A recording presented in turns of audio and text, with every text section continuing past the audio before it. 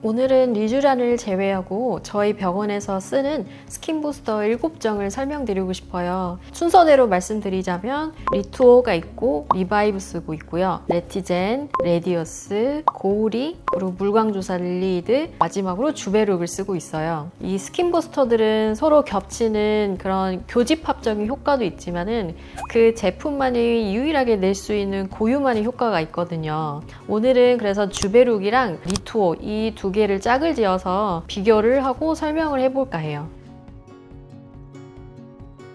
원장님, 그런데 주베룩은 뭐고 리투오는 어떤 건가요? 주베룩은 PDLLA랑 히알루론산이랑 섞여 있는데 간단히 말씀드리자면 주베룩은 염증 반응을 일으켜서 섬유화 세포를 자극하여 콜라겐을 재생시키는 원리인데 우리 피부에 상처가 생기면 상처에 면역 세포들이 막 모여들면서 빨리 상처를 치유해야지 하면서 옆에 있는 섬유화 세포를 막 깨워요. 빨리 상처를 메꾸자 하면 이 섬유화 세포들이 콜라겐과 엘라스틴, 재생인자들을 막 만들어내서 상처를 채우고 회복시키죠. 이 주베룩은 바로 이런 염증 반응을 그대로 이용하는 건데 대신에 이 주베룩이라는 물질이 우리 피부 안에 들어오면 우리 피부는 이건 외부 물질이다 빨리 제거해야지 하면서 대식세포라는 면역세포를 발동해요. 그러면서 이 대식세포들은 빨리 청소를 하면서 뭔가를 메꿔야 되겠다 하면서 섬유화 세포를 자극하고 똑같은 염증 반응의 원리로 콜라겐과 엘라스틴을 재생시키죠. 원장님, 그러면 리투오는 또 어떻게 되나요?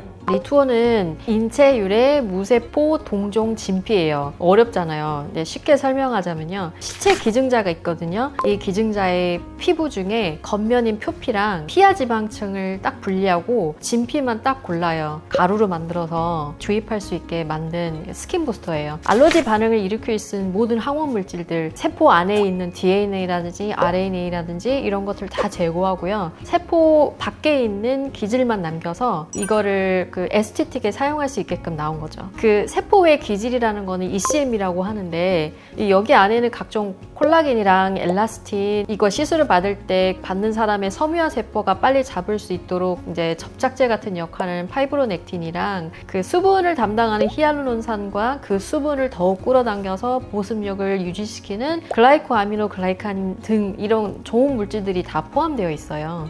리투오하고 주베룩은 어떤 차이고 어떤 효과가 좀 있을까요? 네, 주베룩은 저는 모공이나 흉터, 여드름 흉터 위주에 쓰고요. 특히 20, 30대 초반이신 분들은 잔모공이 있거든요. 이런 분들은 또 주베룩 단독으로만 가도 많이 부드러워지세요. 주베룩의 단점이 있다면 보습이랑 피부에 광채를 주는 그런 효과는 조금 아쉽고요. 그래서 리투오가 출시가 되기 전에 모공도 있지만 나는 보습이랑 피부 광택도 원한다 이러신 분들한테는 주베룩이랑 같이 리쥬란을 좀 추천드렸어요. 그래서 리주베룩이라는 패키지를 만들어서 많이 권해드렸죠.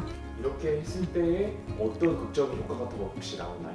모공뿐만 아니라 이제 피부에 약간 광도 나고요. 애초에 체질적으로 되게 건조하신 분들은 보습에 좀 도움이 많이 된다고 했었어요. 반면에 리투오의 효과는요.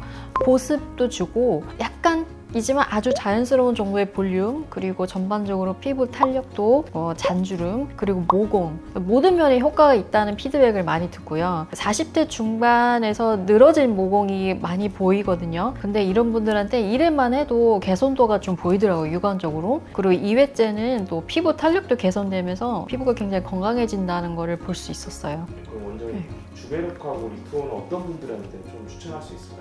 주베룩은 이제 오로지 모공이랑 여드름 흉터만 신경 쓰이는 사람들한테 우선 추천드리고 있어요. 20대 초반에서 30대 초반은 또 탄력이 워낙 좋잖아요. 그래서 주베룩 단독으로만 충분하고요. 30대 후반부터는 이제 탄력은 있으나 모공이 큰 분들이 있거든요. 예전에 여드름이 많아서 흉터가 생겼다는 분들 이런 분들한테 이제 우선 추천드리곤 있어요. 리투오는 이제 모공도 눈에 띄면서 피부가 이제 전반적으로 탄력이 떨어지고 모공이 같이 늘어져 있고 자세히 보면 잔주름이랑 보습도 약하고 그리고 피부톤이 칙칙하면서 거친 피부결을 갖고 있으면서 광채가 나고 싶고 전반적으로 볼륨을 조금 채우고 싶다 그러면 이런 분들이 보통 30대 후반 이상이거든요. 이런 분들한테는 리투오를 추천하고 있어요. 잘 모르시는 분들은 네. 일단 리투오를 받으면 웬만큼 네. 다 좋아지겠네요. 그죠. 전반적으로 두루두루 다 좋아지고 싶으면 리투오를 좀 권해드리고 있어요. 그래도 만족도 있게 나온다 하는 제품은 리투오 말고는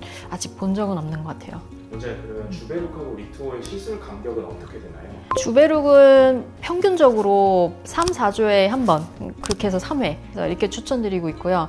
20대 초반에서 30대 초반은 뭐 1회만으로도 개선도 높으니까 가성비를 중요시한다면 1회만 일단 해보셔도 되고요. 주베룩은 어쨌든 촉진제잖아요. 간접적으로 이제 콜라겐을 재생시키기 때문에 노화된 세포는 아무리 신호를 줘도요, 콜라겐 합성을 못해요. 일단 꺼져 있다고 생각하면 되거든요. 그래서 누적된 신호를 줘야 겨우 얘네들이 섬유화 세포들이 깨어나서 일하기 때문에 3회 정도는 좀 추천드리곤 있고요. 리투어는 1회 체감도가 사실 주베룩보다 훨씬 좋아요. 권장 시술은 조금 더 짧아요. 보통 2주에서 4주에 한 번씩 시술하고, 리투어는 이제 부족한 ECM 성분을 직접 이제 이식하는 개념이기 때문에 우리 주입된 인체 유사 성분이 기존 조직과 이제 결합하고 생착되는 주기에 맞춰서 시술하는 거라 그렇게 맞춰주면 좋을 것 같아요. 네. 주베룩하고 리투어의 유지력 차이는 어떻게 나나요? 주베룩은 논문상 보면 6에서 8주간 피부 내에 있다고 해요.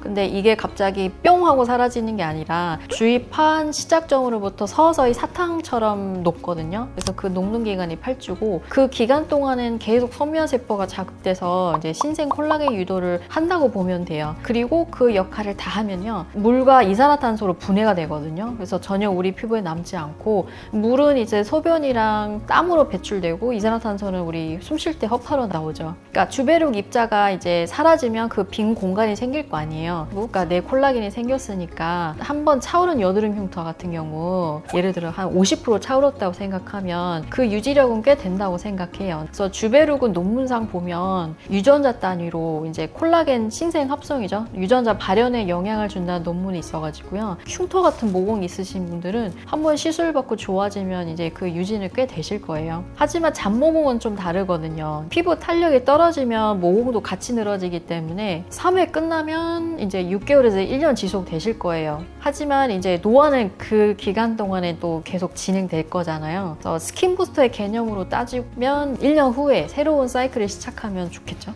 원장님 그럼 리투어 주기는 어떻게 되나요? 네, 리투어는 사실 스킨 부스터의 개념이 좀 커요. 정말 좋은 영양제라고 생각을 해서 안티에이징의 목적을 두기 때문에 여드름 흉터처럼 횟수가 정해져 있지 않아서, 그러니까 한 달에 한 번 3회 이렇게 끝났다고 하면 똑같이 6개월에서 1년 유지가 잘 된다. 1년 후에 다시 새 사이클을 시작하면 될 것 같아요. 주베룩하고 리투어의 부작용은 어떤 게 있을까요? 주베룩의 가장 그 치명적인 단점이 결절인데요. 저희는 주베룩 볼륨을 안 쓰고 이제 스킨 부스터만 쓰기 때문에 결절과 뭐 그런 유가종에 대한 부작용에서 많이 자유로워요. 그래서 그거는 걱정 안 하셔도 되고, 다만 주베룩은요, 염증 반응을 일으키는 기전이라고 했잖아요. 그래서 이 과정 중에 되게 과도한 반응을 보이는 사람들이 간혹 있거든요. 각 주입점마다 붉기 올라오고 가렵고 붓는 사람들이 있어요. 하지만 주베룩은 말씀했다시피 6주 내로 이제 사라진다고 했잖아요. 그래서 그 가루가 사라지면 증상도 같이 사라지기 때문에 결국엔 적절한 약물과 시간이 약이라고 생각하면 돼요. 리투어는 단백질이 굉장히 고농도거든요. 그리고 ECM 성분을 직접 넣기 때문에 우리 피부랑 생착할 때까지 그 일시적인 붓기랑 엠보싱은 확실히 있어요. 첫 시술하고 나서 한 일주일은 붓는 것 같아요. 특히 캐뉼라 시술할 때는 전반적으로 많이 붓는 것 같고요. 손으로 직접 주사 시에는 피부 하부층, 진피층 깊게 주입하는 것이 굉장히 중요해요. 그래서 멍이 생길 수밖에 없어요. 멍은 따라오는 원치 않은 증상이고요. 진피 하부에는 이제 혈관과 림프가 많기 때문에 멍은 들지만 그래도 흡수와 생착이 굉장히 잘 되는 층이에요. 그래서 간혹 너무 얕은 층에 이제 포 뜨듯이 많은 양의 리투어를 주입하잖아요. 그러면 흡수가 전혀 더뎌요. 굉장히 더디기 때문에 엠보싱이 굉장히 오래가는 곤욕을 치를 수 있거든요. 그래서 이거를 엠보싱이 가라앉지 않는다 해가지고 지연성 알러지 반응으로 오해하는 경우가 많은데, 실은 이런 엠보싱은 뭐 오래 걸리지만 한 달 이상 지나면 다 흡수되기 때문에 너무 큰 걱정은 안 하셔도 됩니다. 이렇게 해서 주베룩이랑 리투어를 비교하는 영상을 찍어봤는데 도움이 많이 되셨으면 좋겠어요. 나에게 맞는 스킨 부스터는 와서 상담해서 정확히 판단하는 게 맞으니까 한번 내원해서 상담하시면 좋을 것 같습니다. 영상이 도움이 많이 되셨다면 좋아요, 구독 버튼 눌러주세요. 감사합니다.